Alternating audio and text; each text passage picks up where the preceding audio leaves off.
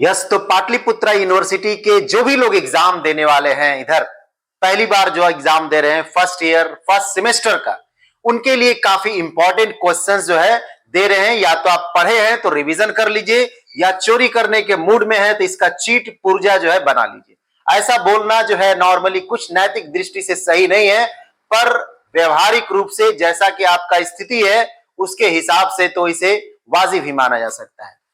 तो कुछ लोग चौंक गए होंगे इस तरह का लैंग्वेज सुन करके जो है, लेकिन ये प्रैक्टिकल बात है इसलिए ऐसा बोला गया। बेहतर होता है कि आप अच्छे से पढ़ाई करते हैं और उससे एग्जाम देते हैं, लेकिन 2-3 दिन अब आपका बचा हुआ है, इसमें आप वही कर सकते हैं जिसके लिए आप फिलहाल में तैयार हैं। पढ़े हैं तो पढ़ाई के लिए, चोरी करना है तो इसका कम से कम चीट पुर्जा बना लेने के लिए जो है।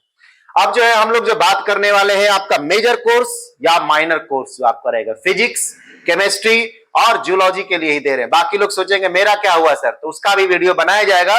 पहले फिजिक्स वाले का और केमिस्ट्री वाले का और जूलॉजी वाले का पहले ध्यान दिया जा रहा है, अगले वाले वीडियो में बाकी लोग का भी ध्यान दे दिया जाएगा। ठीक है, तो देखिए फिजिक्स में आपका जो फर्स्ट सेमेस्टर में है मैथमेटिकल फिजिक्स है और क्लासिकल मैकेनिक्स है। इससे जो क्वेश्चंस आने वाले हैं हम वही क्वेश्चंस आपको बताएंगे जिसका ज्यादा चांसेस है कि आपका एग्जाम में लड़ेगा ही लड़ेगा। और इनकेस एकाध क्वेश्चन अपवाद में गुजर गया तो इसका मतलब ये नहीं है कि आप आकर के केस ठोक दीजिएगा। ये हम आपको मदद कर रहे हैं एक तरह से। ज्यादा उम्मीद है क्योंकि अधिकतर बार जो क्वेश्चंस बोला गया है, लड़ा है एक तरह से, वो आए हैं एग्जाम में, तो इस बार भी आएंगे। कुछ अपवाद कभी कभी हो सकते हैं। यदि इतना ईमानदारी से सब बातों को बोल रहे हैं तो आप भरोसा करिए, जो बताया जा रहा है उसमें से क्वेश्चंस निश्चित रूप से आपके आएंगे।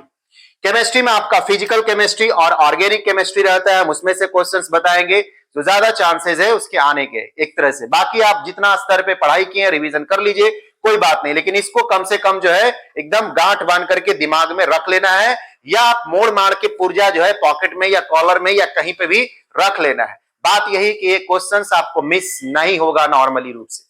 जूलॉजी जो है आपका, इसमें डायवर्सिटी ऑफ नॉन कॉर्डेटा है, इसमें जो टॉपिक रहेंगे हम लोग इसके बारे में बात करेंगे जो। ठीक है, कुछ लोग नैतिक दृष्टि से या दिस दैट जो है ज्यादा बाबागिरी या पाखंडी में उनको हो सकता है बातें आश्चर्यजनक लगे, लेकिन हम आपको बहुत ही व्यवहारिक और प्रैक्टिकल बात को जो है जानकारी दे रहे हैं। ठीक है, मेरा मकसद आपका चीट पुर्जा बनवाना नहीं है, लेकिन बात है कि फेल भी करवाना नहीं है एक तरह से।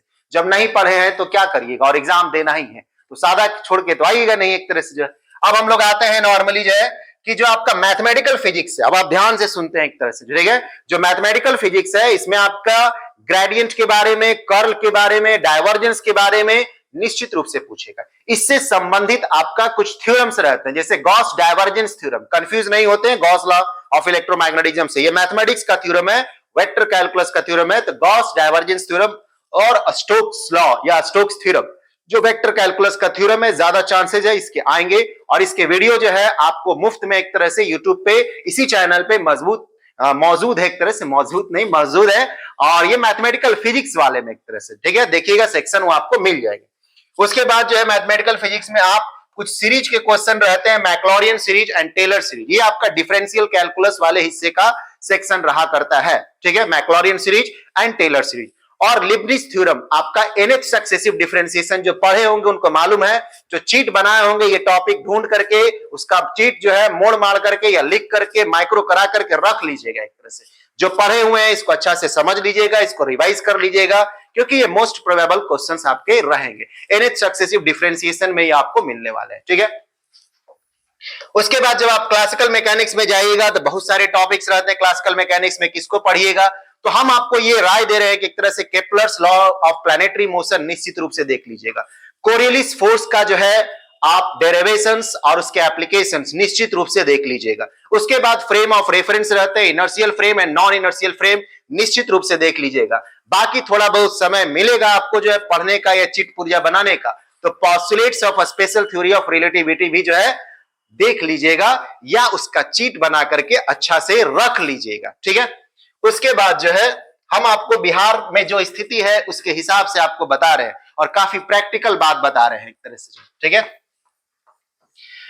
अब जो है फिजिकल केमिस्ट्री में चले आइए। अब आपका ये एमजेसी हो या एमआईसी हो केमिस्ट्री, दोनों में ये आपका जो है काम देने वाला है एक तरह से, चाहे मेजर कोर्स हो या माइनर कोर्स हो। ये आपको पता होना चाहिए। 6 पेपर आप देने वाले हैं। कई सारे ऐसे भी जो है मूर्खाधिराज, हाँ सही सुन रहे हैं, मूर्खाधिराज होंगे जिन्हें यह भी पता नहीं होगा कि एक सेमेस्टर में आपका 6 पेपर जो है वो लेने वाला है। कौन कौन पेपर है, उसमें क्या क्या सवाल पूछे रहेंगे, ये तो बात कुछ लोगों का दूर का हो जाएगा, लेकिन कम से कम एडमिट कार्ड देख करके तो जान गए होंगे। हाँ, उम्मीद करते हैं कि एमजेसी और एमआईसी जो है ये हर एक लोगों को, मूर्खाधिराज भी जो होंगे उन्हें भी पता होगा। इस बात को आप दिल पे नहीं लेते हैं, एक तरह से व्यवहारिक रूप से जो है सोचते हैं एक तरह से, ठीक है। बाकी आपको कुछ बोलना होगा, गाली गलौज, तारीफ, कमेंट्स जो करना होगा, टीका टिप्पणी जो है, कमेंट बॉक्स आपका खुला हुआ है, उसको ऑफ नहीं किया गया है, ठीक है। तो आपका क्वांटम नंबर्स के बारे में पूछेगा, 4 क्वांटम नंबर होता है, इसके बारे में आपको डिस्कशन करना होगा। क्वांटम नंबर आपको निश्चित रूप से पता होना चाहिए, ठीक है। जो 4 क्वांटम नंबर है उसके बारे में आपको निश्चित रूप से पूछेगा। Principal quantum number, azimuthal quantum number, magnetic orbital quantum number और स्पिन क्वांटम नंबर, ये आपको दिमाग में फिट कर लेना है, एकदम रिवाइज्ड स्टेट में रखे रहना है। या फिर वही बात कि चीट पुर्जा है तो अच्छा से छोटा छोटा में, माइक्रो में बना करके कहीं चाप के रख लेना है एक तरह से, ठीक है। उसके बाद श्रोडिंगर इक्वेशन, श्रोडिंगर इक्वेशंस के 2 डेरिवेशंस काफी इंपॉर्टेंट होते हैं, time dependent Schrodinger equation and time independent Schrodinger equation. इसके सहारे वेव फंक्शंस के बारे में भी आपको जानकारी मांगेगा कि वेव फंक्शन क्या होते हैं, इसके बारे में जानकारी आपको होना चाहिए एक तरह से। नहीं है तो बताए ही है कि चीट पुर्जा बना करके ही जाना है। एडमिट कार्ड छूट जाए मंजूर है, चीट पुर्जा नहीं छूटना चाहिए एक तरह से। उसके बाद जो है आपका बॉन्डिंग में रहेंगे, तो कई सारे बॉन्डिंग के क्वेश्चंस आपके रहेंगे, जैसे आपका मेटालिक बॉन्डिंग के बारे में, कोवैलेंट बॉन्डिंग के बारे में, इलेक्ट्रोवायलेंट बॉन्डिंग के बारे में, साथ में उसका हाइब्रिडाइजेशन वगैरह बॉन्डिंग के दौरान, ये आपको अच्छा से समझ के जाना है, पढ़ के जाना है। अफवाउ प्रिंसिपल और वेस्पर थ्योरी, ये इस पे फोकस ज्यादा होना है। आप फिजिकल केमिस्ट्री को भी ताकत बना लीजिएगा, आपका काम हो जाएगा। थोड़े बहुत ऑर्गेनिक केमिस्ट्री आप पढ़ करके जा सकते हैं, या ऑर्गेनिक केमिस्ट्री को ताकत बना लीजिएगा तो फिजिकल केमिस्ट्री थोड़े बहुत पढ़ के जा सकते हैं। परंतु फिजिकल केमिस्ट्री का योगदान जो है फर्स्ट ईयर में बहुत ज्यादा रहता है, इस बात को ध्यान में आप रखे रहते हैं एक तरह से। तो फिजिकल केमिस्ट्री पे ही रिस्क लेना आपके लिए सही समझदारी वाला रिस्क होगा एक तरह से, ठीक है।